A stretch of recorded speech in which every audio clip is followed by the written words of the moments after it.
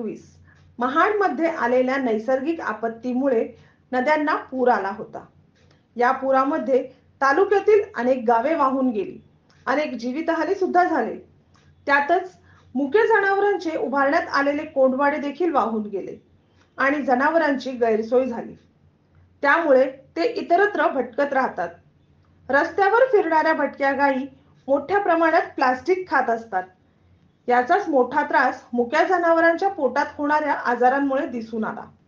मात्र प्रशासनाने यावर अजूनपर्यंत कोणतीही उपाययोजना राबविली नाही किंवा त्यांच्यासाठी पुन्हा कोंडवाडे देखील उभारलेले नाहीत। तालुक्यात वैद्यकीय अधिकाऱ्यांची संख्या कमी असल्याने शहरातील इतरत्र जनावरांकडे मोठ्या प्रमाणावर दुर्लक्ष होताना दिसत आहे। पशुवैद्यकीय दवाखाने असून सुद्धा आरोग्य यंत्रणा मात्र कुठेच दिसत नाही आणि त्यामुळेच मुक्या प्राण्यांच्या आरोग्याचा प्रश्न आता ऐरणीवर आला आहे। भविष्यात हे कोंडवाडे तरी उभे राहतील का, असा सवाल शहरातील नागरिक करत आहेत।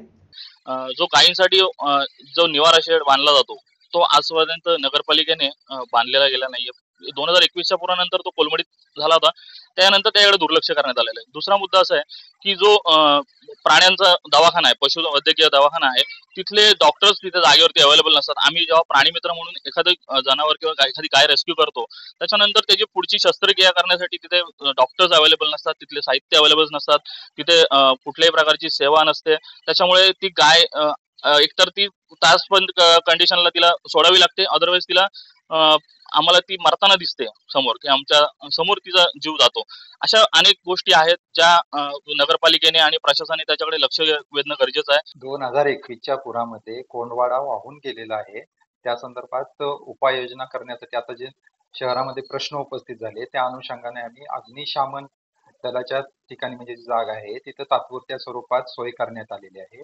सध्या आचारसंहिता असल्यामुळे आम्ही त्याच्यावर निर्णय घेऊ शकत नाही, पण आचारसंहिता संपल्यानंतर कोंडवाडा उभारण्यासंदर्भात निर्णय घेणार आहे। तरी किती महिने लागतील कोंडवाडा उभारण्यासाठी? म्हणजे ह्याच्यानंतर आम्ही ठराव करण्यात येईल आणि त्याच्यानंतर मग ते किती इस्टिमेट होते त्या पद्धतीने मंजुरी घेऊन करण्यात येईल। आता सध्या तर एक आपल्याकडे भटकी गुर भेटली होती, त्याच्यावर आपण ट्रीटमेंट पूर्ण केलेलं आहे, पण तिला ठेवायची समस्या आता आपल्याकडे होती जी की नगर परिषद कडून प्रोव्हाइड केलेली असते, ती नव्हती आपल्याकडे।